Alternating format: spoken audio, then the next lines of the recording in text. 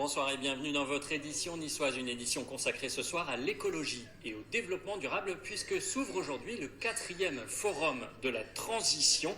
Et pour la première fois, ce forum se tient à Nice avec pour vocation de revenir chaque année une sorte de Davos de l'écologie avec bien sûr des invités de marque, des conférences et des débats qui se dérouleront pour la plupart au Palais de la Méditerranée juste à côté d'ici, mais ici sur le quai des États-Unis, c'est une manifestation qui s'adresse aussi au grand public, un festival d'innovation technologique et bien sûr écologique. On voit quelques exemples avec Dominique Poulain et Benoît Lotte. Entre les stands, des ateliers et des démonstrations, il y en a pour tout le monde. Les écologistes convaincus, les sceptiques qui veulent en savoir plus, ceux qui veulent changer leur quotidien par des gestes simples, ou encore les curieux qui ont tout à apprendre. Il faut qu'on change de méthode de vie, de pratique. C'est un peu la problématique majeure aujourd'hui, l'environnement, c'est pas que sur du court terme, c'est vraiment sur du long terme, donc c'est une problématique que les gens doivent... Ici, on fait pousser des légumes en ville. C'est l'agriculture urbaine, autrement dit la création de potagers sur les toits et les terrasses. Une activité pleine de bon sens. Les gens ont vraiment pris conscience de l'intérêt d'avoir une alimentation de qualité, la notion de circuit court, de consommer local. Même si on nous parle beaucoup d'agroécologie et de permaculture, qui sont les techniques qu'on utilise, il n'y a pas de magie. Ça demande d'avoir des connaissances et ça demande d'avoir du temps pour s'en occuper. Ça ne produit pas tout seul, il faut s'impliquer. Ma liberté de bouger, c'est la devise d'André Dej.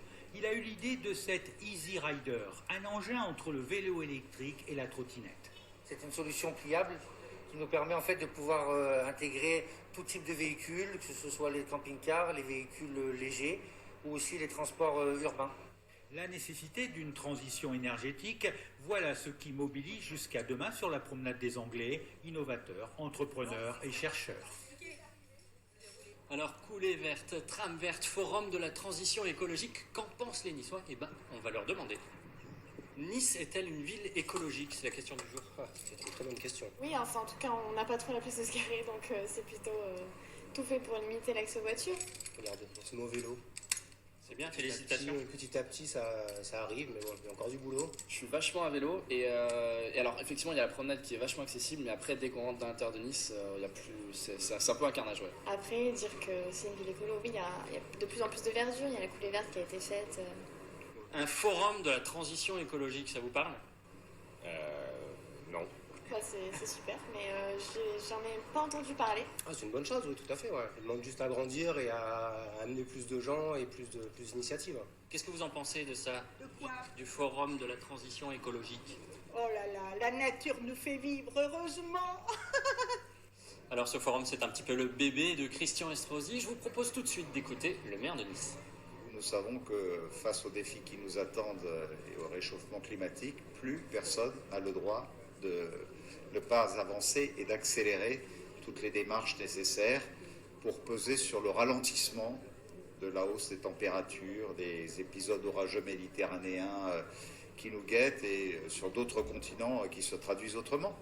Donc accueillir tous les experts, tous les scientifiques, tous les responsables publics aussi, tous les industriels tournés vers les nouvelles énergies, naturellement, ici à Nice, c'est une belle vitrine que nous leur offrons et où nous sommes heureux de les recevoir. Et demain, la mairie entérinera les accords de Nice pour s'engager formellement dans une démarche plus éco-responsable. Mais cela n'empêche pas, vous le voyez derrière moi, les opposants de manifester. Pour en parler, je vous propose de rejoindre Éric Chrétien. Bonjour. Bonjour. Alors, un forum sur la transition écologique, c'est plutôt bien. Qu'est-ce qui vous chiffonne là-dedans? Alors, ça devrait être plutôt bien, en effet. Alors, on dénonce le greenwashing. Qu'est-ce que c'est que le greenwashing?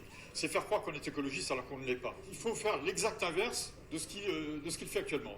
Je prends pour preuve ce que je pointe du doigt, c'est-à-dire l'aéroport de Nice. Il soutient mordicus le projet d'extension de l'aéroport de Nice qui va se traduire par 20 000 vols supplémentaires, 200 000 tonnes de CO2 à l'année en plus, et 7 millions de passagers supplémentaires.